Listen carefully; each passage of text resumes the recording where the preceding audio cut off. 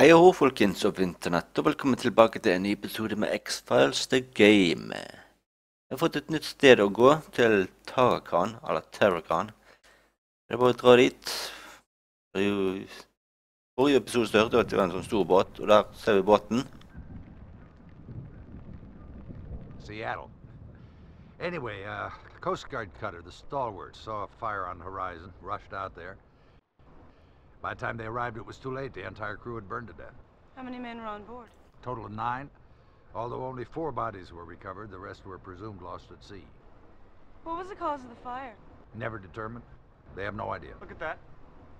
Fire damage seems to be contained to the outside of the hull. Cabin and the interior don't seem to be burnt at all. Okay, so what's your point? Well, how was the crew killed by a fire that only burned the hull? For that matter, why did the fire only burn the hull in the first place? You got me. You're the detectives. Look, do you mind if I go? I got a lot of forms to fill out. You know, when there's a dead body, wow, paperwork. Sure, you can go. I'll call you if I need anything. Thanks. Oh, no problem. Well, it was nice to meet you, and I'll fax you those phone numbers. Vær så hjelpsom fyr, det er bra. Well, looks like it's just you and me. Ja, her har vi båten da, så er Tarakan. Hva ser det? Ja, her står Tarakan. Det er bare å gå tilbake. Så ser vi kan komme oss ombord dette skipet. Slik vi hørte det, så ble jo skipet brent. Bare ikke hele båten ble brent, det er bare utsiden. Det var en merkelig grunn. Det er noe på baksiden her. Det er ikke sånn ut. Så da går vi bare frem på skipet. Kan gå inn der. Kan jeg gå opp. Så er det sikkert her til høyre. Bare se på bak igjen. Ok. Før jeg går inn dit, så har jeg lyst til å gå opp her. For det tror jeg kabinen her føresetet, altså der det styrer båten. Kan se inn kanskje. Så kan vi gå rett vei nå. Det er ikke der. Ok, det var vist feil sted. Nei, bare så sånn ut. Her er det brente stedet. Se her. Oi, oi, oi. Skal vi se om jeg kan ta evidense her. Nei, det ser ikke sånn ut.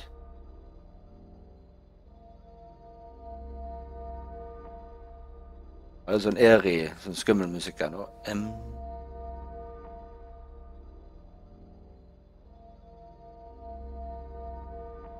Det er noe som går eller sykler. Så er det sånne videoene i loop. Det er sånn vittig å se. Enkelte ting, detaljer som nyhetsrekorder. Dette har ikke fått med seg alt. Kan du ikke klage. Det er veldig, jeg synes det er et flott spill dette her. Gammelt spill fra, der ser du også. 98-99. Her i kabinen, her hadde man styreskipet. Det er noe spennende her.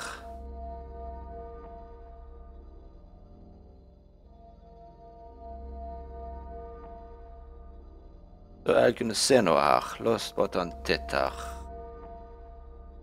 Ja. Ikke mye nyttig der. Let me know if you see anything. Vent. Det er meg litt, du også. Noe jeg kan se her. Sånn fingerspor. Kan jeg ta det med? Place looks like it's already been dusted for prints. Eller? Nei. Oh yeah, so it has. Probably from the first investigation into the fire. Hey, this is strange. It looks like there's a fresh set of prints over the top of the old ones. Yeah, somebody's put their hand on this after it's already been dusted. Ew. Either that's pretty sloppy police work or somebody else has been here. Well, we better have them lifted. Ja. Skal vi se, har du tatt det med deg, eller? Eller er det bare du sier at du skal gjøre det, så har du liksom det klart. Virker det sånn i alle fall. I'm not having much luck over here so far. Kan du snakke med henne, men la oss bare se litt rundt her før jeg snakker med henne. Det er selvfølgelig en vei ned her kan gå, og jeg skal se Dette her er her du sover, kanskje? Og et rom her. Her har vi en bok. Ja. Det er sånn loggboken sikkert. Så det er noe mer vi kan finne da. Bare utforske videre her nede, så vi kan finne noe annet her. Et annet rom i alle fall. En datamaskin. Kan se ned. Og vi har et skap her med en sånn annen loggbok. Ser ut til. På russisk ser ut til. Så lett å lese på dette her. Her fant vi noe, skal vi se. På russisk, det er så russisk skip ser ut til. Jeg kan østeuropeisk båt i alle fall. Jeg kan ikke garantert si om det er russisk. Men hvis jeg husker rett, så var en mann som vi snakket med, og jo vel sa at dette her var russisk skip. Og vi forsker her. Og se ned. Men dette var det krydderet. Det svarte, ikke krydder, men svarte pulveret. Det kan det være. Og nå bare går jeg et sted der.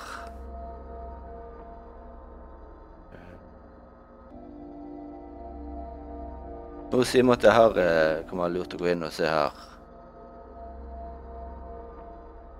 Og gå rett frem. Her har vi noen bokser til. Hva er inni denne, tror jeg?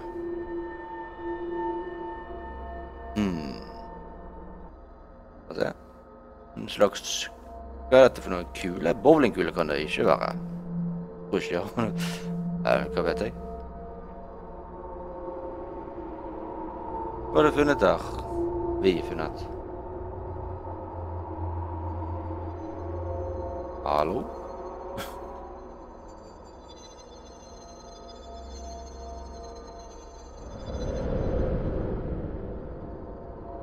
Det var en... Kan ikke være en bombe, vel? Noen merkelige greier.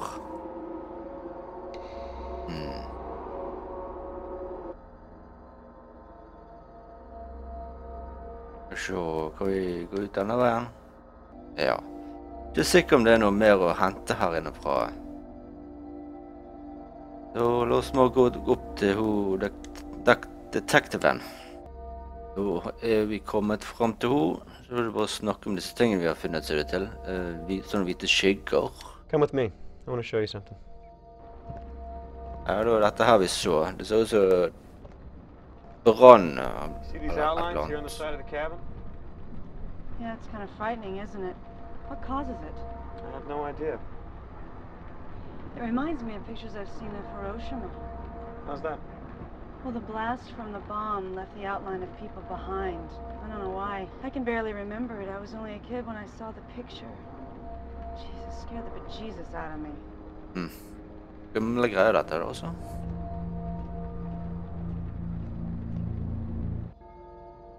Ja, nå er vi her ute. Jeg vil ikke stå her ute. Det er jo skummelt. Jeg vil inn til damer. Det er en sånn blykule, ser det ut til å være. Look at this. What is it? I have no idea. Well, be careful with it. It looks like an explosive device. Well, it could be. It's certainly heavy enough. Maybe we should call in a hazmat team. Let's not overreact, okay? What the hell are you doing? You really need to cut down to 1 cup a day. Han er tom. What is it? I don't know. But I do know one very happy lab technician. Payroll log. This looks interesting. Looks like Cyrillic. Seattle PD has a task force investigating smuggling out of the former Soviet Union. They've got a full-time translator over there. I can get it translated.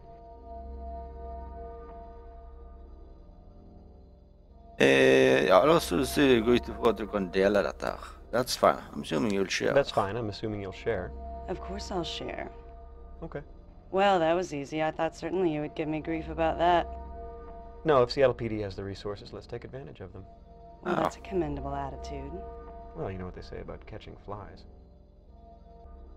Skal vi se, kan vi ringe... Skal vi se, kan vi ringe han Crime Division herfra? Meny. Var det John Animus? Ikke John Amos, var det? Skal vi se om jeg får noe svar.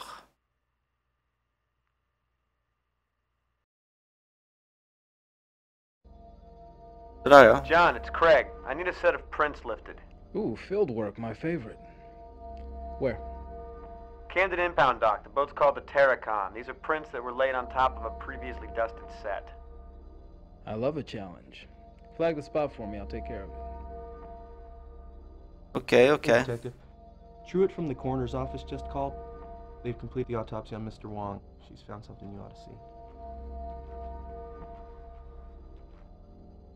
Well, looks like we're headed to the coroner's. I can hardly wait. To the corners. Og jeg tror ikke kan jeg gå inn herfra. På PDA-en. You have mail. Kan jeg sjekke mail herfra?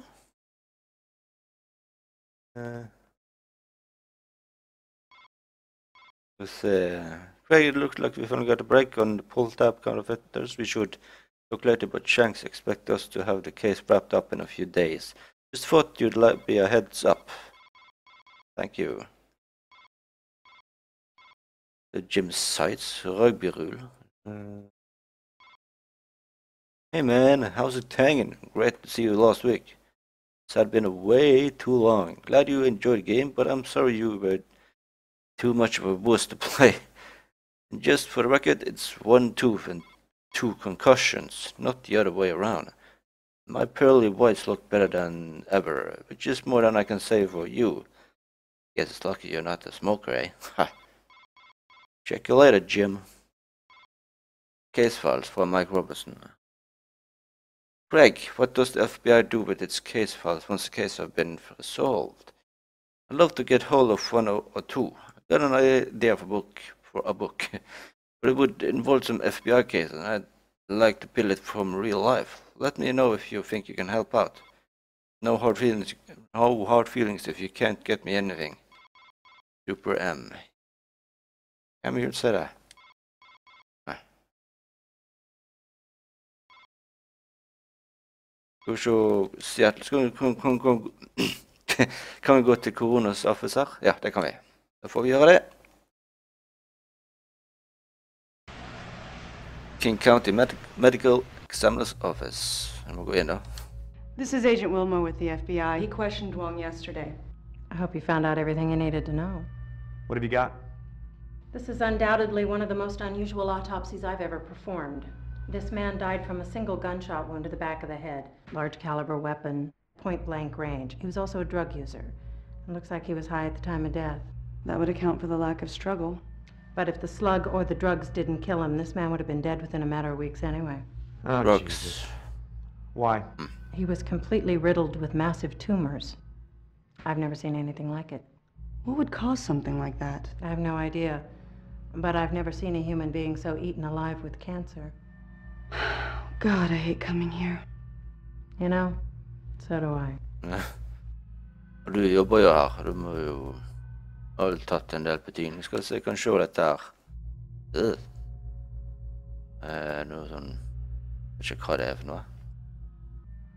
What? Det er noe og hender og litt hvert her.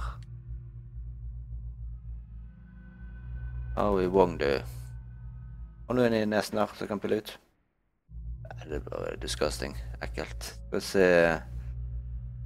Det er bare å snakke med henne, regner jeg med. Wong's drugs, ja. How long had he been taking drugs? Well, it's hard to say. Organ tissue and blood samples may provide some evidence, but it still could be hard to determine. The evidence of massive tumors suggests that the subject was suffering severe pain, and the drugs could have been used to mitigate the pain. Okay. Hva slags type kraft var det? What kind of cancer was it? Well, here's the weird thing. You see, these are 3 separate kinds of cancer. It wouldn't surprise me if it turned out he had a few more. It's as if his entire endocrine and immune system suddenly went haywire. 3 Is forskjellige there a kraft. name for this? Bizarre. No, I mean, is there a syndrome or something that explains it? No, not that I've ever heard of. Wow. Hvordan vet du at han var høy? How do you know he was high? Well, it's mainly a hunch. Little things, state of craniovascular relaxation, total dilation of the pupils, things like that. I've seen it before, but the blood work will confirm it. Ok. Hva kunne forårsake kreft som dette? What could have caused cancer like this? I have no idea. This isn't exactly my field, first of all, but I can't imagine what would trigger something like this. Some kind of massive carcinogenic exposure, I guess. Radioactive materials, certain classes of powerful mutagenic chemicals. Those are the only things that track with what I know. Hvor lenge har han vært syk? How long had he been ill? Tumors are highly unpredictable. A growth of this size would seemingly take a fair amount of time, but he would have been in immense pain. Which might explain the illicit drug use. Even with the drugs, a condition like this would be almost impossible to ignore, and the amount of drugs he'd have to take to ease the pain would make him a near zombie. Strange. Har du sett noe som dette før i det siste? Have you seen anything else like this recently? No, thank God. Hva er det for noe? Slug? Is that the slug? Yes, it is. I'd like to have it analyzed. That'd be all right, I suppose.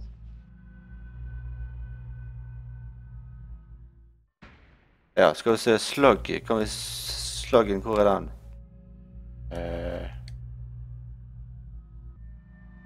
Kanskje jeg allerede har den? Jeg har noen bilder. Jeg er redd for at det er fra Mr. Wong her. Spørre mer om Tarakan. There was a case a couple of months ago, a fire at sea. The Tarakan, sure. I remember it. You're the second FBI agent to ask me about that this week. Okay.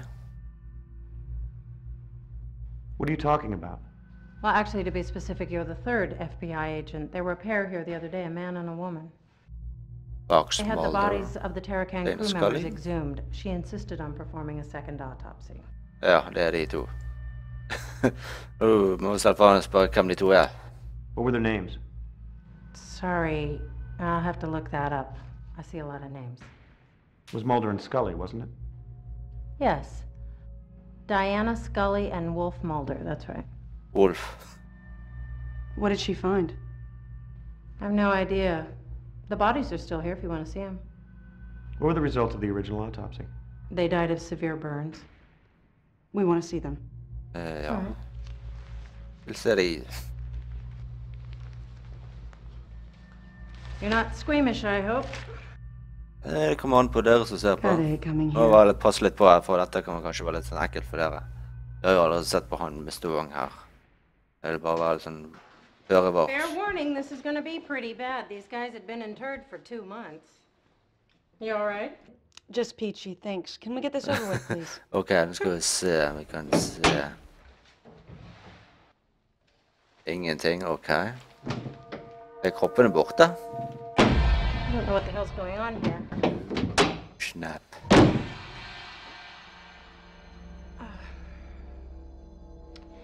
I think someone's stolen the bodies from the Tarakan. You two stay here. I'll get to the bottom of this. I'll let you know if I find anything. Ikke bra, ikke bra.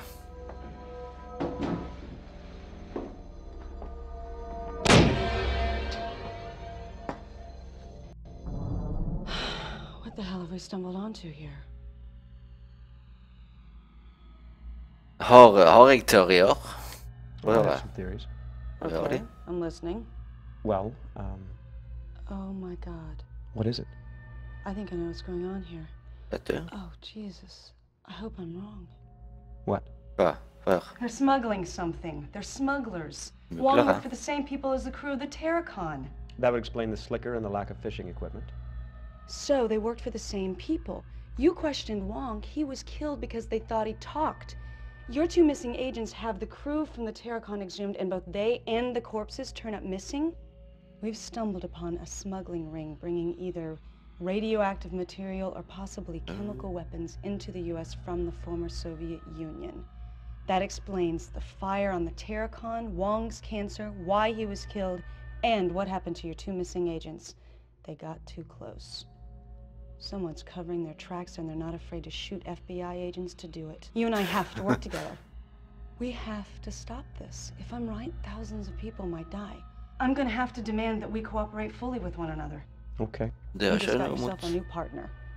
Hallo, partner. Ok, jeg synes at dette er en bra tid å avslutte videoen på. For meg har jeg spilt nå inn i 24 minutter. Jeg kommer til å kutte smått ned. Jeg vet ikke hvor mye, men hvis du er ny til kanalen, så må du selvfølgelig abonnere. Trykk på tommelen opp og sette pris på. Del med venner og kompiser, så inntil neste gang, folkens. Så snakkes vi da. Hei!